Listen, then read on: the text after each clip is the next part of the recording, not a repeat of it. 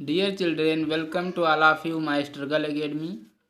प्यारे बच्चों, आज हम कक्षा 8 lesson number 9 where do all the teachers go के क्वेश्चन आंसर करने वाले हैं। तो सभी बच्चे पेन और कॉपी लेकर इन सारे क्वेश्चंस को अपनी नोटबुक में नोट करेंगे और हम इसके बाद एक्सरसाइज करवाएंगे। उस एक्सरसाइज को भी आप अपनी नोटबुक में नोट कर लेना है। तो चलिए वीडियो स्टार्ट करते हैं। आंसर द फॉलोइंग क्वेश्चंस, यानी कि नीचे दिए गए क्वेश्चंस का आपको आंसर देना है कि why does the poet want to know where the teachers go at 4 o'clock।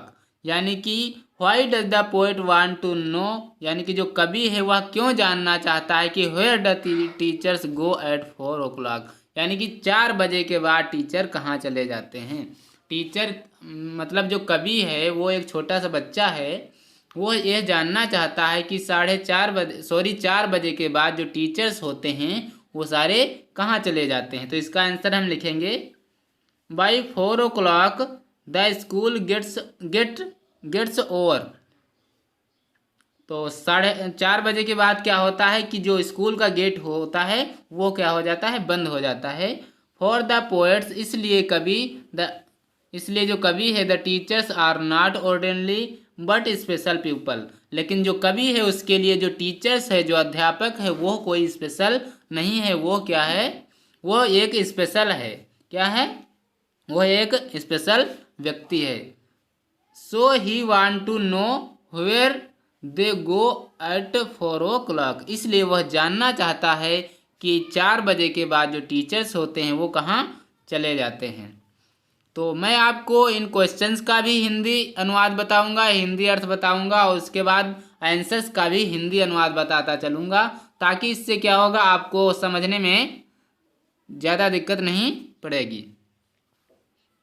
इसके बाद बी प्रश्न है कि what are the things normal people do that the poet talks about, यानी कि जो लेखक के अनुसार लेखक ने कहा बताया है बारे में, जो नॉर्मल लोग होते हैं, जो साधारण व्यक्ति होते हैं, वो क्या करते हैं, वो कौन सी वस्तुएं करते हैं, क्या क्या करते हैं।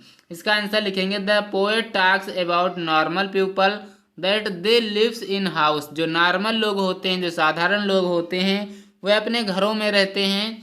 वॉश देयर सॉक्स, अपने जूते धोते हैं। वेयर पैजामा, और अपना पैजामा पहनते हैं। वॉच टीवी देखते हैं। फिक देयर नोज, और अपनी नाक को क्या करते हैं, खुजाते हैं। लिव विद अदर पीपल्स, और दूसरे लोगों के साथ भी रहते हैं।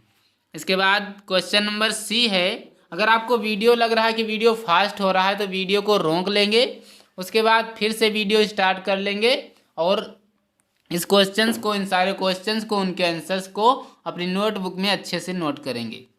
इसके बाद क्वेश्चन सी है कि what does the imagine about, जो कवि है वो इनके बारे में क्या कल्पना करता है। क्वेश्चन दिए गए हैं। पहला है कि वेयर टीचर्स लिव, जो टीचर हैं वो कहाँ चले जाते हैं। तो इसके बारे में लेखक जो है, वो पोएट है, वो क्या कल्पना करता है। तो इसका आंसर लिखेंगे he imagine whether the teachers live in house. वो कल्पना करता है कि क्या टीचर जो होते हैं वो अपने घरों में रहते हैं। इसके बाद दूसरा है what they do at home, और वे अपने घरों में क्या करते हैं, वे अपने घरों में क्या करते हैं। तो इसका आंसर लिखेंगे ही इमेजिन वेदर, वह कल्पना करता है कि they wear pajama and watch TV at home.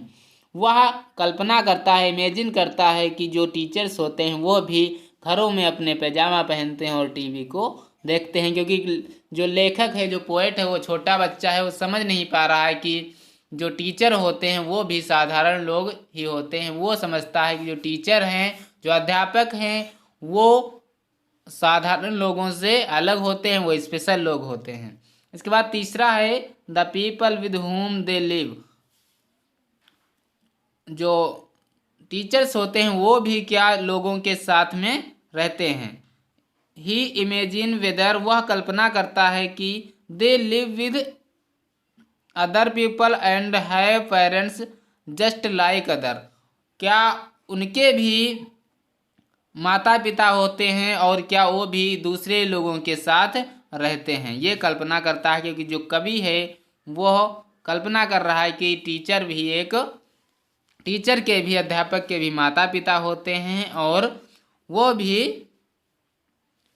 Other लोगों के साथ रहते हैं। इसके बाद है चौथा, their activities when they were children in school. जब वो बचपन में थे, यानी कि जब वो स्कूल टाइम थे, जब छोटे थे, तो वे क्या एक्टिविटीज करते थे, क्या करते थे। तो इसका आंसर लिखेंगे ही इमेजिन, वह कल्पना करता है, वेदर दे इवर मेक्स मिस्टेक, जब उन्होंने गलती की होगी, God punished for stealing chocolate चुराने की, चॉकलेट फ्लेक चुराने की उन्होंने गलती की होगी तो क्या मिला होगा, उन्हें पनिशमेंट मिली होगी, दंड मिला होगा। लॉस देयर हेमन बुक्स, और जब उन्होंने अपनी किताबों को खो दिया होगा तब उन्हें भी पनिशमेंट मिली होगी, जिस प्रकार से मुझे मिलती है। ऐसा जो है पोएट, जो लेखक है, वो इमेजिन कर रहा है, कल्पना कर रहा है।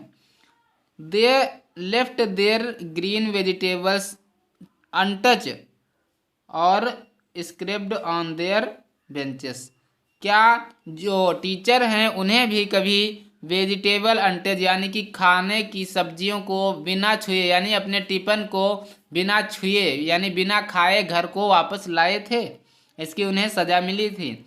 स्क्राइब्ड ऑन देयर बेंचेस, और अपने बेंच में होल करने यानी कि कुरेद देने की सज़ा भी क्या उन्हें कभी मिली है। ऐसा जो है कवि जो है पोएट वो कल्पना कर रहा है।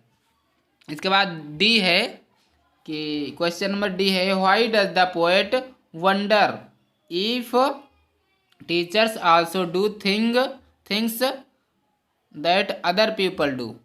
Why does the poet wonder, जो लेखक है, जो कवि है, जो पोएट है, वह क्या वंडर करता है, क्यों आश्चर्यचकित होता है, इफ यदि teachers also do things that other people, यदि जो अध्यापक हैं वो दूसरे लोगों के जैसा ही करते हैं। तो इसका आंसर लिखेंगे फॉर द पोएट के अनुसार या पोएट के लिए, the teachers are special people, यानी जो टीचर्स है, जो अध्यापक है, उसके लिए वो क्या हैं, स्पेशल पीपल हैं, यानी कि स्पेशल एक विशिष्ट प्रकार का व्यक्ति होता है।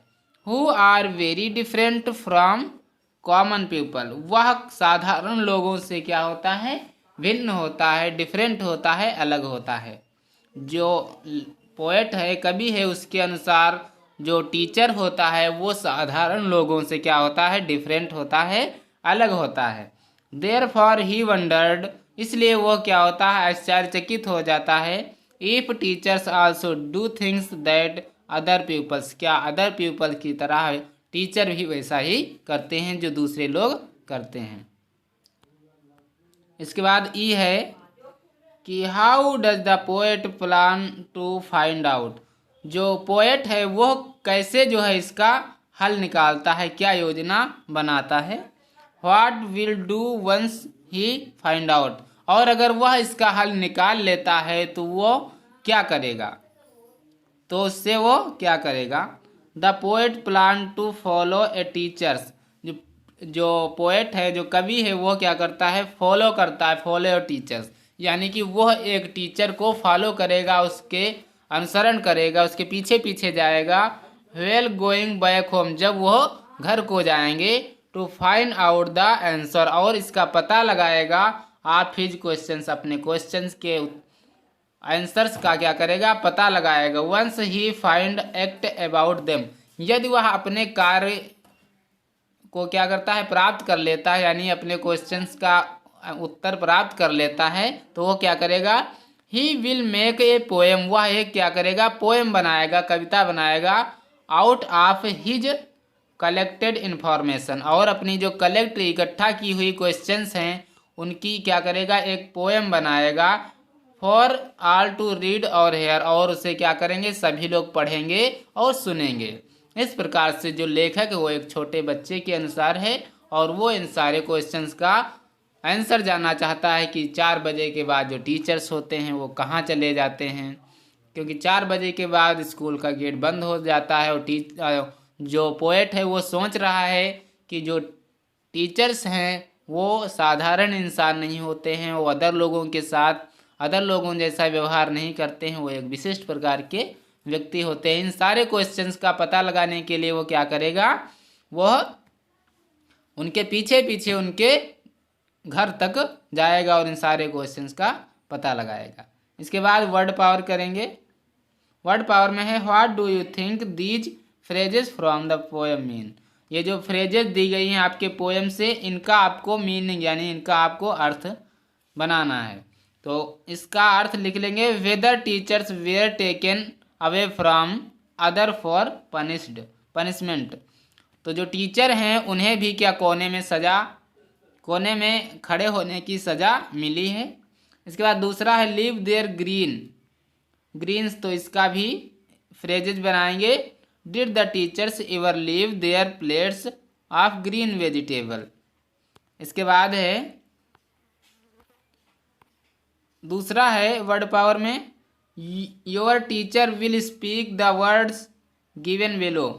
जो टीचर्स हैं वो इन शब्दों को बोलेंगे, write against each 2 new words that rhyme with it. और उन्हीं वर्डों से आपको क्या करना है, एक नए साउंड, एक नए लय का आपको वर्ड बना देना है। देखो कैसे, bed, wax, fast, chop, young. इस प्रकार से जो वर्ड हैं इनसे आपको एक अलग प्रकार का साउंड बना देना है, एक अलग वर्ड बनाना। जैसे बेड है तो फेड, रेड, एक प्रकार की साउंड निकल रही है। इस प्रकार से आपको इनका भी वैक्स का रिलैक्स है, टैक्स है। इसके बाद है fast, cast, last, chop, drop, shop, young, tongue, lung. तो इस प्रकार से आपको अपनी बुक में भी फिल कर लेना है और हो सके तो अपनी नोटबुक में भी इन्हें लिख लेना है। तो ये थे lesson number 9 class 8 where do all the teachers go के क्वेश्चन आंसर। और अगर आपने इसका भी हिंदी अनुवाद नहीं देखा है तो डिस्क्रिप्शन में लिंक है, इस लेसन का आप हिंदी अनुवाद देख सकते हैं। इस पोएम का आपको हिंदी अनुवाद मिल जाएगा और अच्छे से इन क्वेश्चंस को आप पढ़ पाएंगे। मिलते हैं अगले वीडियो में, तब तक के लिए जय हिंद, नमस्कार।